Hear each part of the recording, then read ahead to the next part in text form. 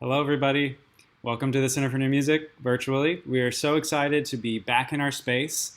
We are open for live stream shows and video documentation. So we're so excited to be able to serve our artists in this way again.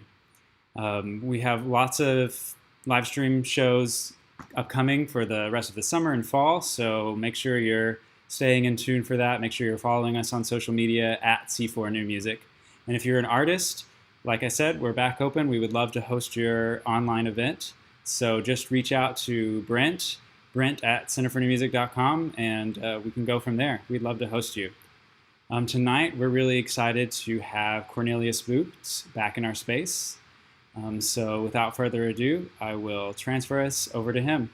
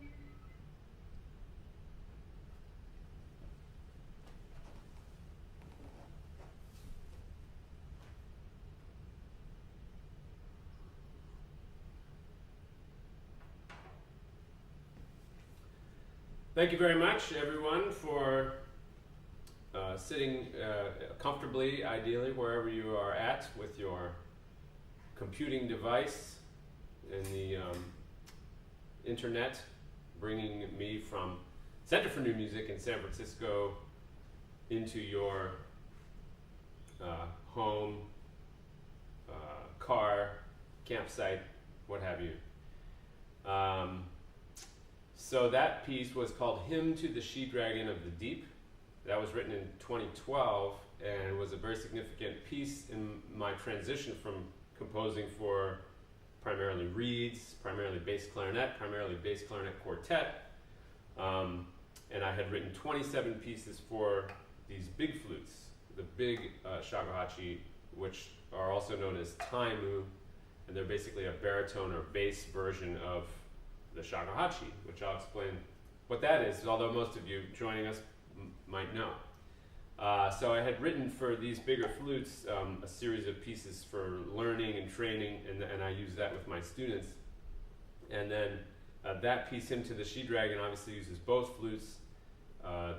Originally it was written with ensemble. It was just a kind of a breakthrough piece, and that was written for my partner, Dr. Felicia India Chavez, for her birthday, which I think that was, well, it was 2012, so however old she turned in 2012, that was the birthday.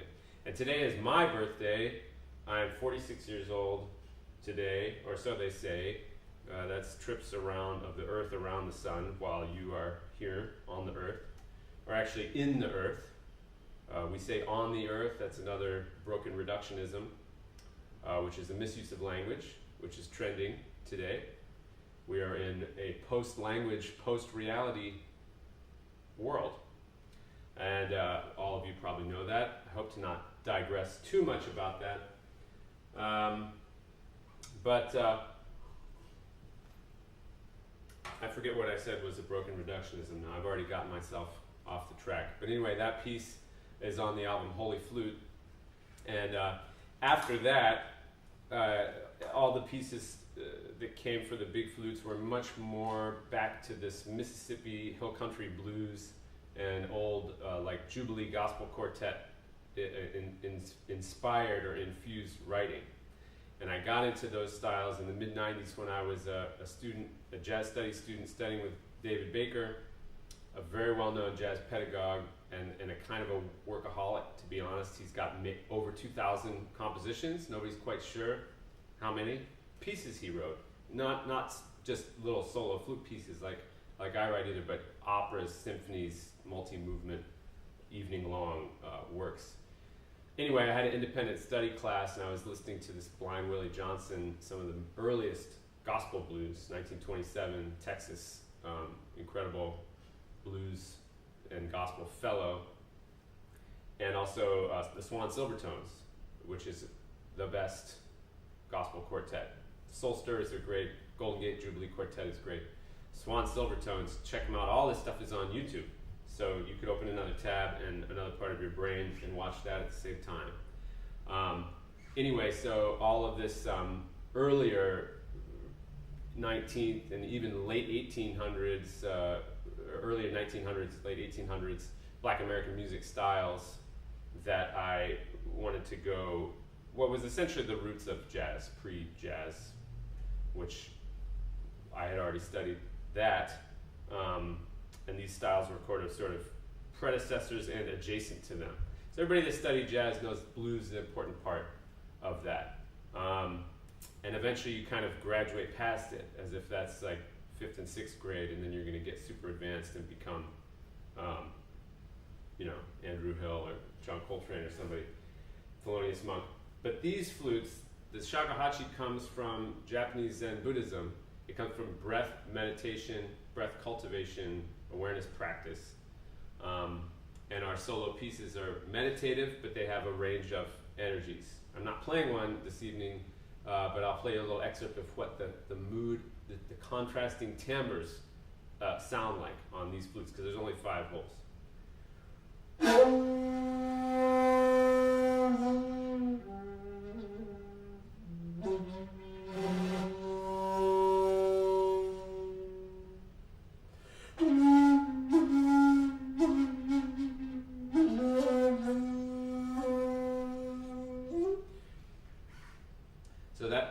repertoire is called Honkyoku. It dates back in Japan maybe 800, 900 years.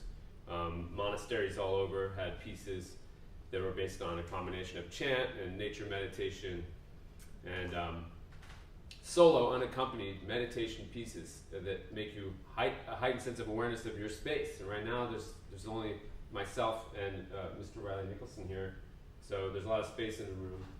Perfect for the Zen flute. So as I continue now, I'm going to play a couple pieces without talking. I've given you a lot of background.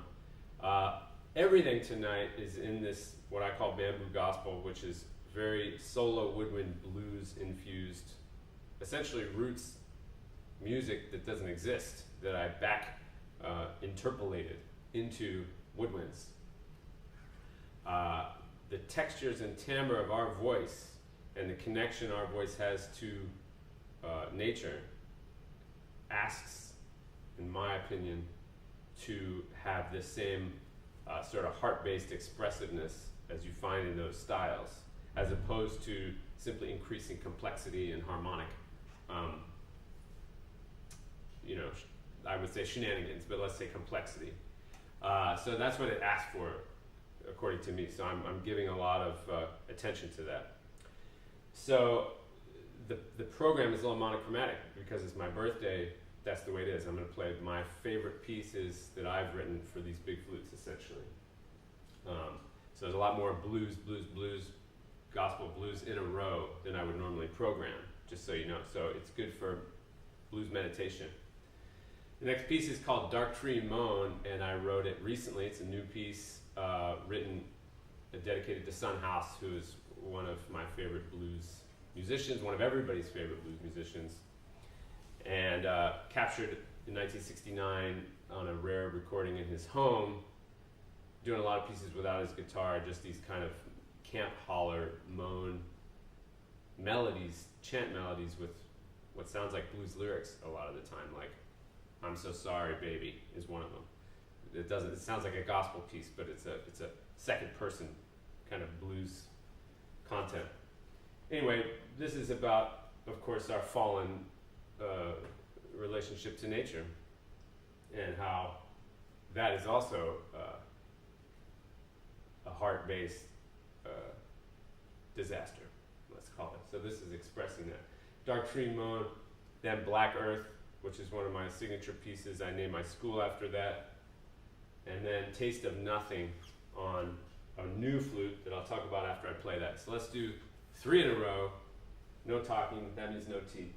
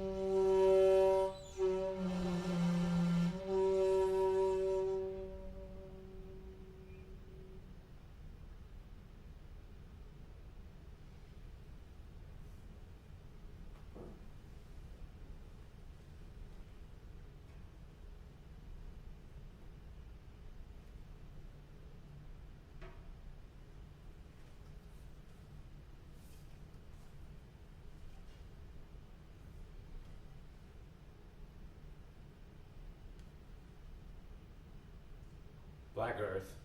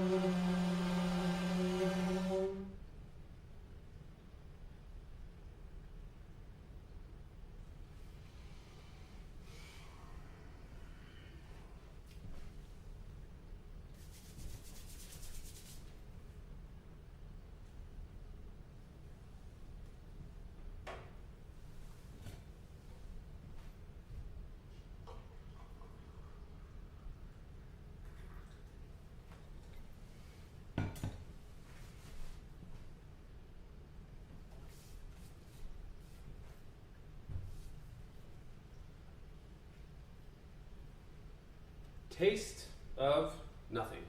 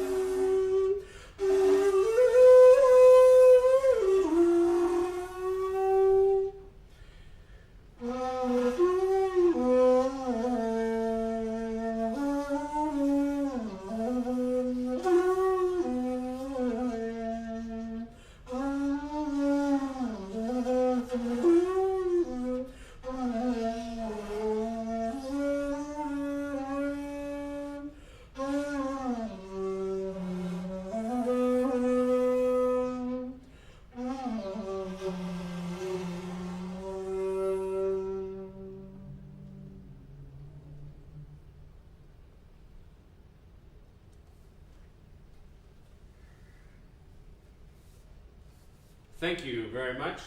That last piece was also on the album Holy Flute, as was Hymn to the She-Dragon of the Deep, first song. And the next song, Purgatory, also on Holy Flute, which I noticed the other day is missing from the AllMusic entry on my albums. So if you happen to work at AllMusic, or the place that they take information from, which starts with a V, and you got to email them, get Holy Flute up there. Also, those of you that remember, I had a group called Edmund Wells. It was a bass clarinet quartet. The internet hasn't made the connection between myself as the primary leader and performer in that group, and myself, Cornelius Boots, as the shakuhachi soloist that you're now hearing. So it's on the list of things to fix on the internet. So Taste of Nothing refers in a way to these flutes, the big flutes made by Ken Mujitsu Lacoste, who lived here in San Francisco for many years. Him and Brian Tairaku Ritchie, who is also the bass player with the Violent Femmes, they conspired to come up with this large bore, big hole design with this specific, basically fatter bamboo from Japan. Unfortunately, in a long stream of inner circle and what turns out to be outer circle, what we could call tragedies of this past cycle around the sun, Ken suddenly passed away and left planet Earth last June, so just a little over a year ago. So the supply on Earth of Taimu is finite.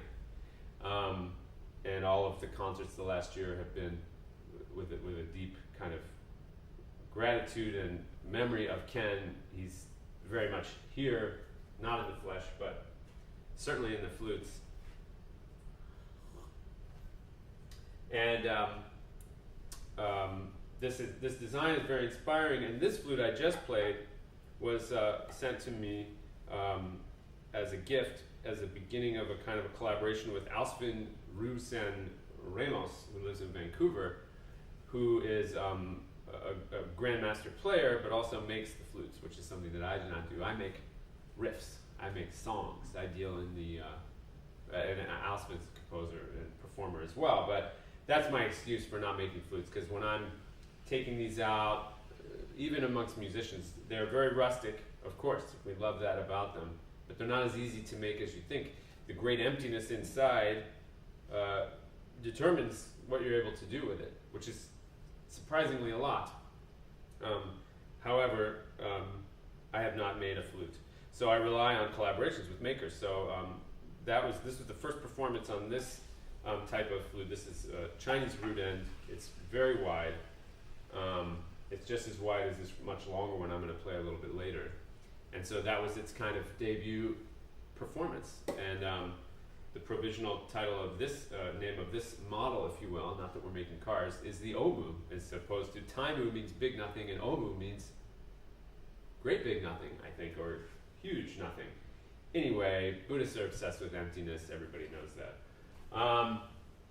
So, I also wanted to say that we failed at the very beginning to do our land acknowledgement, and I am also saying it because I am ignorant as to what indigenous Native American tribal peoples I should be acknowledging here in San Francisco, having never lived here, whereas in the East Bay, there's Ohlone tribe, and in Marin, where I live, is the Coast Miwok and Olampali kind of affiliate up there.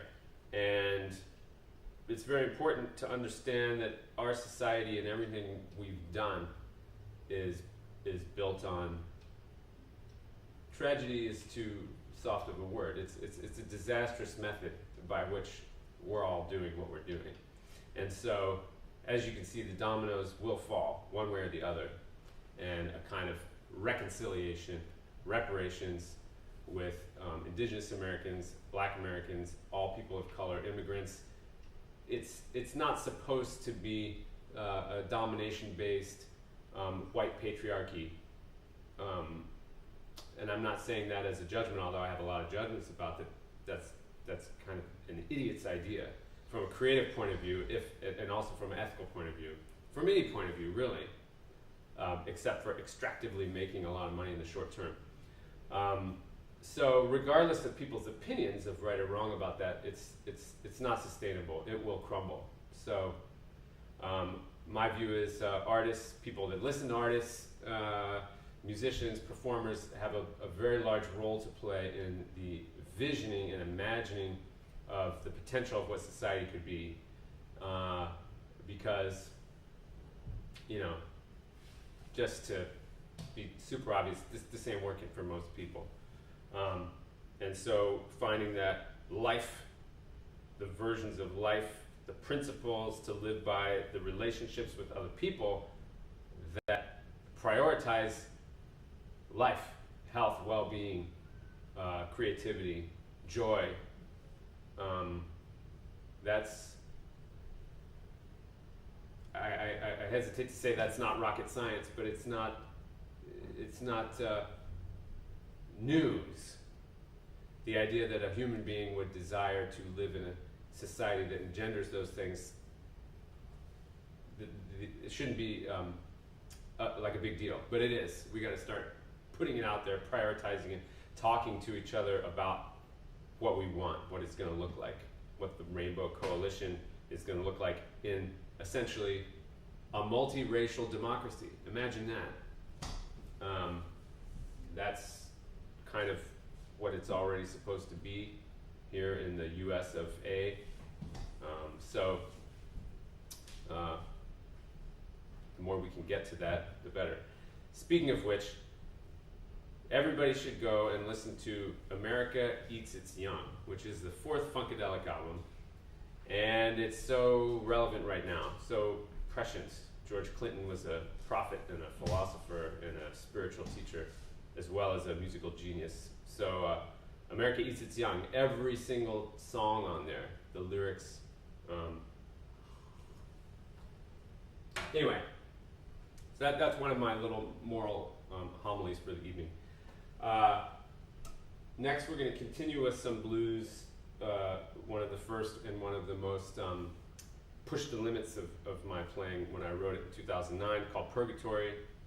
And we're all kind of in that now. I think when I wrote it, titled it that was a transition time between my reed, bass clarinet, bari sax self, and my shakuhachi, bass shakuhachi time move self at that time, 2009. I premiered this at a recital in Japan in 2009. And it was very nervous, and it was really hard to play, and I don't think the tuning was that good, but the energy was there. So this is Purgatory, and after that I'm going to pick up the big flute.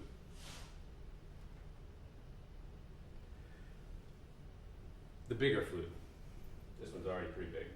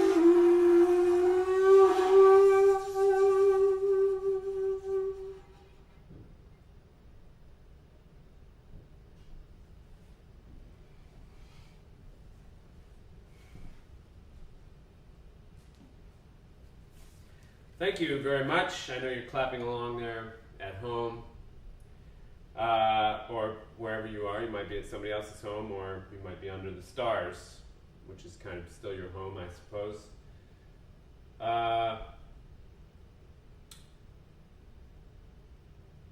One thing I forgot to mention earlier on, with this bamboo gospel style, you may have noticed that the priorities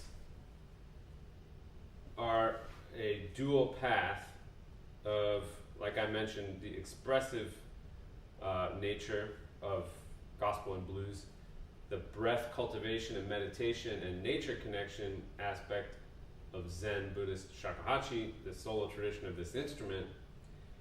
And to me, as a lifelong creative, let's say ambitiously creative woodwind performer, composer, what that means is the priorities of music for a lot of people are inverted a little bit. Normally we could say, in an oversimplified way, you've got melody, harmony, and rhythm. And then after that, you've got dynamics, articulation, and intonation, maybe. And then, of course, 99.8% of all woodwind playing is ensemble playing. And so after that, you've got the ensemble aspects, balance, again, intonation, again, articulation, the structure, form of the piece, tempo, which is related to rhythm. What's missing in all that is the general category of timbre, tone quality, or as I say, texture, which is over all of that. To me, and when you listen to a singer such as Etta James, for instance, you get such a variety of clean, nasal, throaty, chesty, gravelly, distorted. The vocal expressiveness when it comes to timbre, texture, tone quality is profound. And woodwinds also like to do that. We're not given the opportunity. There's other people playing. We got to play the melody. We got to do other things. So that is a big part of this approach. I won't call it a project because it's gone on for way too long to be a project. So all of those sounds are not only on purpose, but highly, highly coveted, these sounds.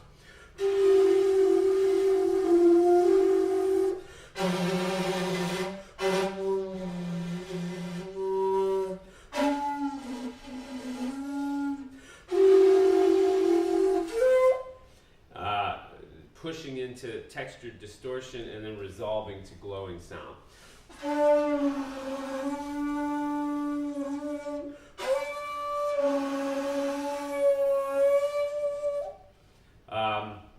So that's a big part of it.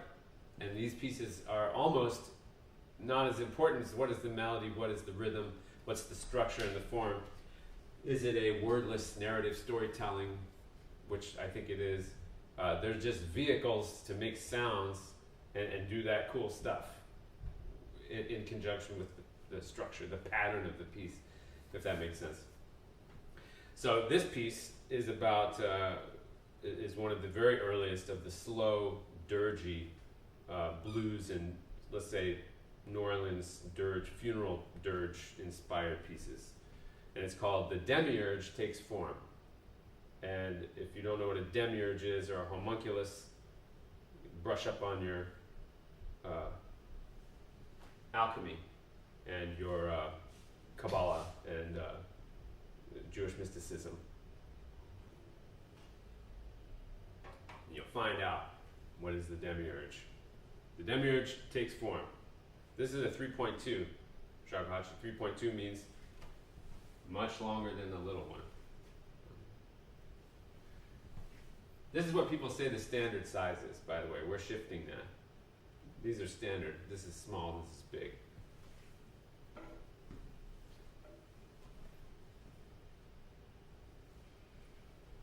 After this, we're going to take a few questions so I can have a little breather. I guess that was an unintentional joke. Have a little breather. Okay, back to the breathing.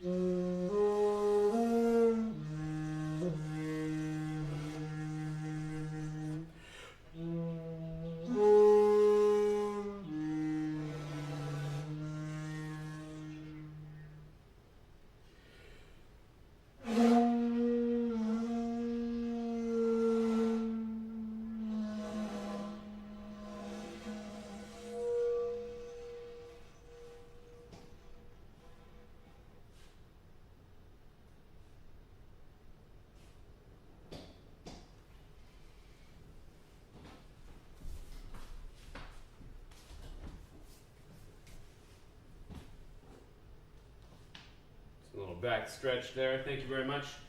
So the Demiurge takes form. I don't think I've ever played that in a concert. Maybe the Mukyoku release concert. Mukyoku is pieces for time mu.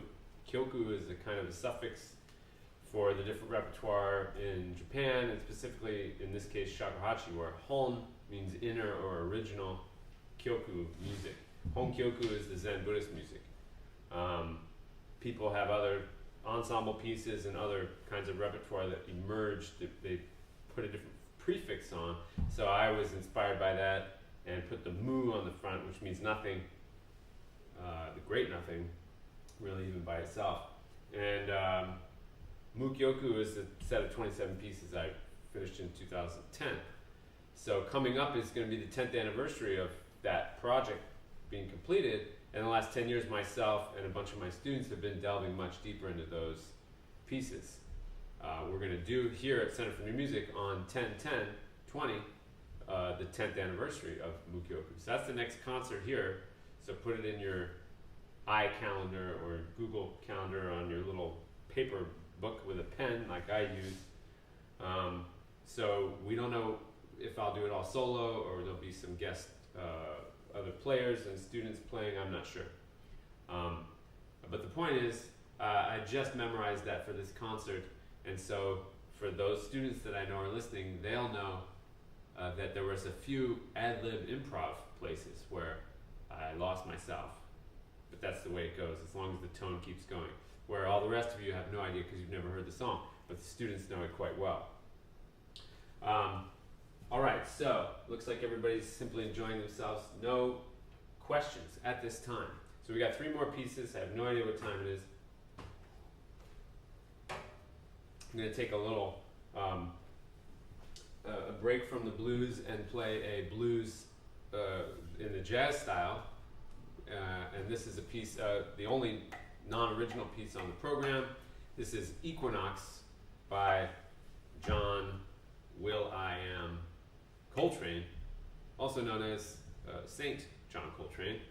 And the Church of John Coltrane is here in San Francisco. Has been going for over 50 years now. And I recommend to go to their website, check out their deal. They are one of the best congregations for, let's say, walking the talk of music as a transformative and ritualistic and devotional practice. So next time you're in San Francisco and there isn't a plague on, let's all meet up at the Church of John Coltrane. And this is my newest arrangement. It's a blues, so it's not super involved, but I shouldn't have said that. You might not know that. So it involves a little bit of a solo. So I have to get my solo power going. Of course, everything's solo, unaccompanied. I mean improvised solo. All right, here we are, Equinox, or Zen Equinox, as we call it.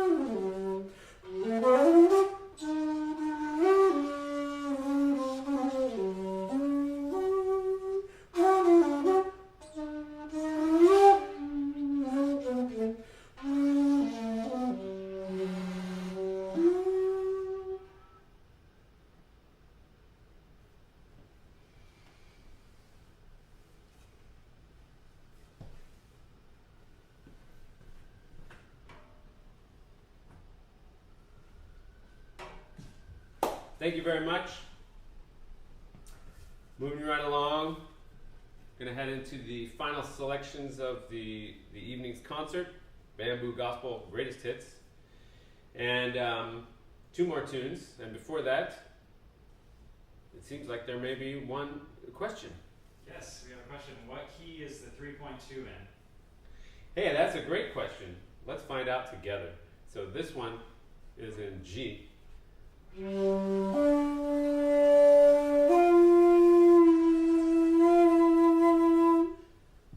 So there's an E. You can tell as a woodwindist I have really good relative pitch. I don't know those names by ear, just by calculation. So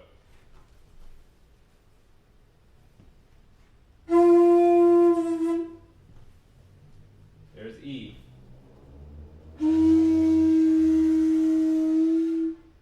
So it's basically between E flat and E.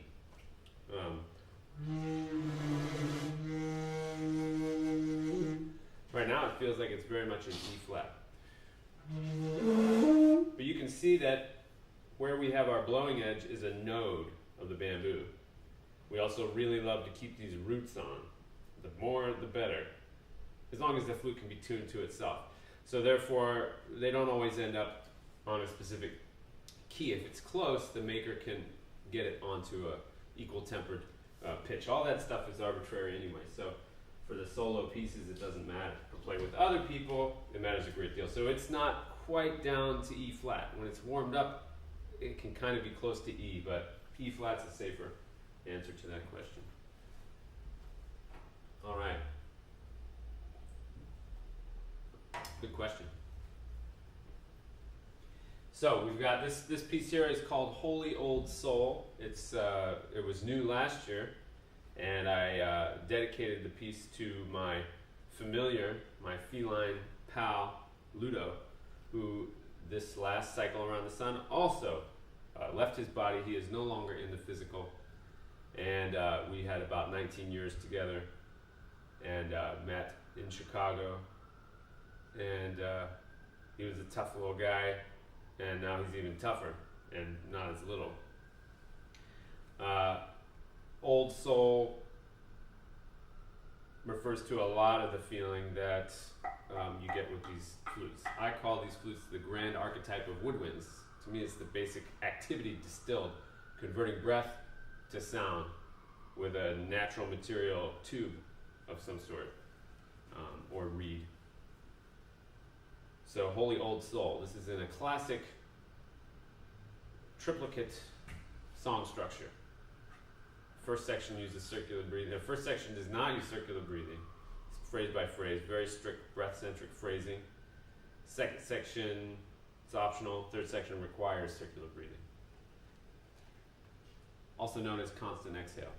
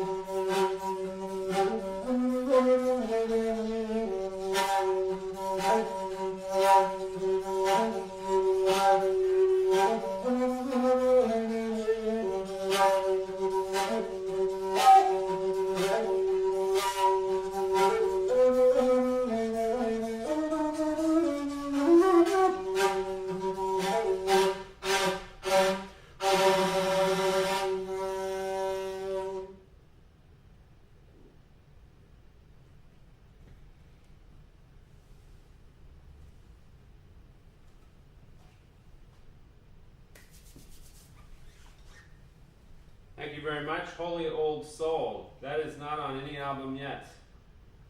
That is new.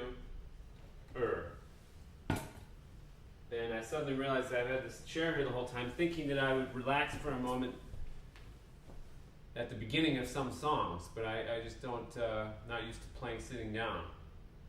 I'm thinking of the long game, you see, these pieces and the new pieces that come along, plus the new pieces with my group, the Heavy Roots Shakuhachi Ensemble, that had its proto debut right in this very room 1 year ago today.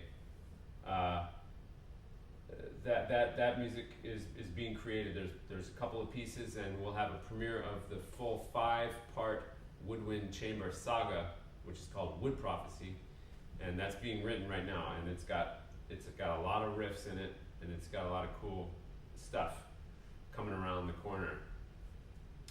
Once we can all hang out together. But anyways.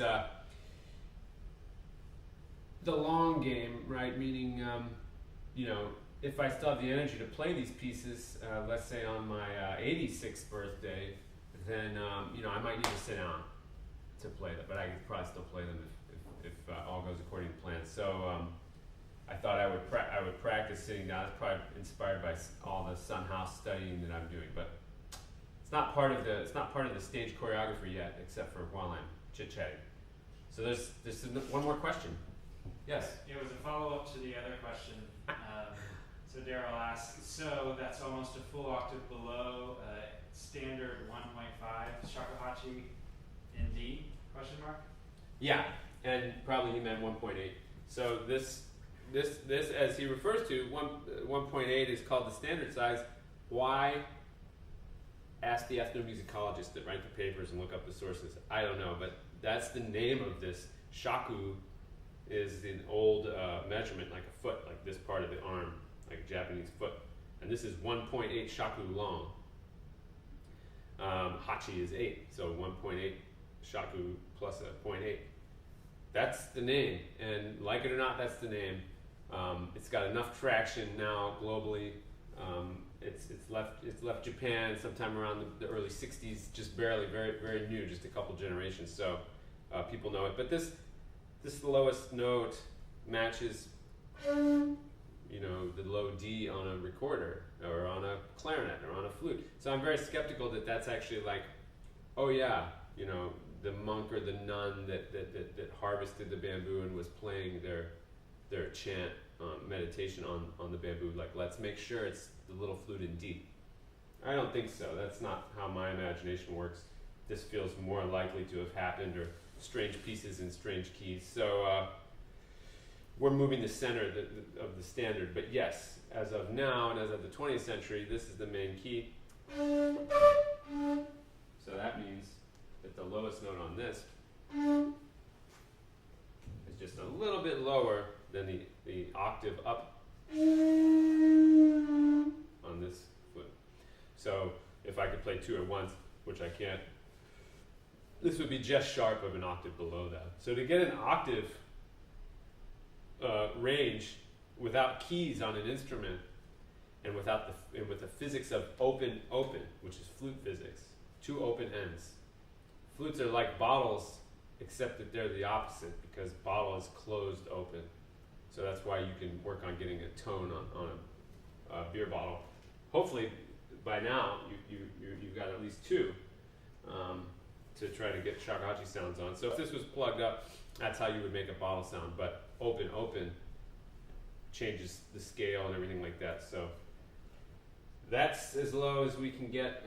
You know, there's crazy people out there playing at 3.7, 3.5, but the lower it gets, the quieter it gets. You know, that was part of the design that Ken and Brian were trying to sort of bend the curve back to boomy sounds with a baritone, or what I call it bass because I'm playing a bass function. It's not bass as in as low as a bass guitar, but it is lower than the middle or the high.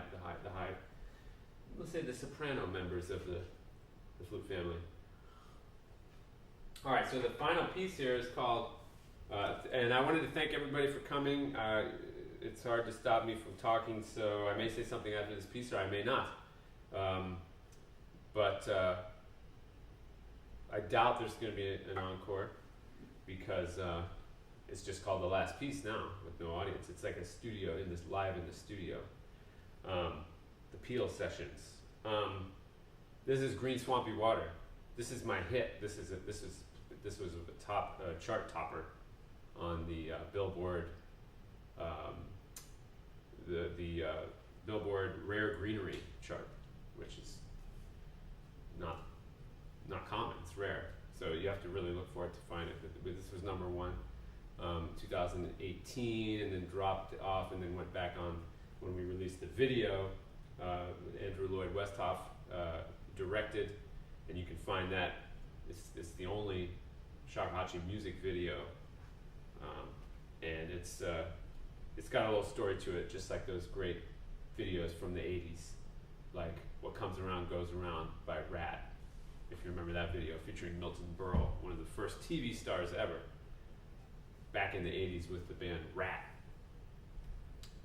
Anyway, enough about Rat. This is Green Swampy Water. It bookends from the beginning, so it's got both flutes, and lo and behold, it's a regular old blues.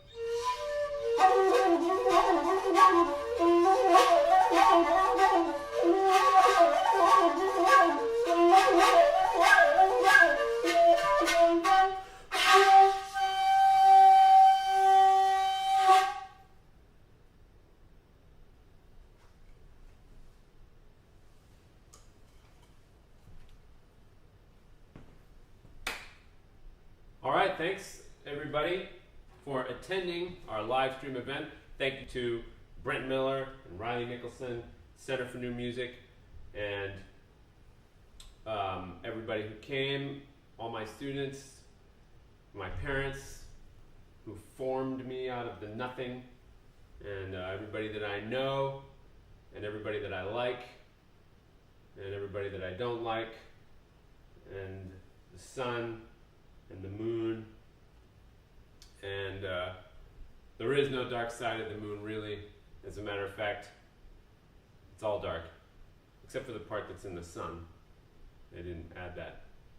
Anyway, this has been great. We'll be back, and by we, I mean me and my flutes. We'll be back on October 10th, so put that in your calendar, and sign up on my mailing list, and buy some CDs on your way out, and some t-shirts.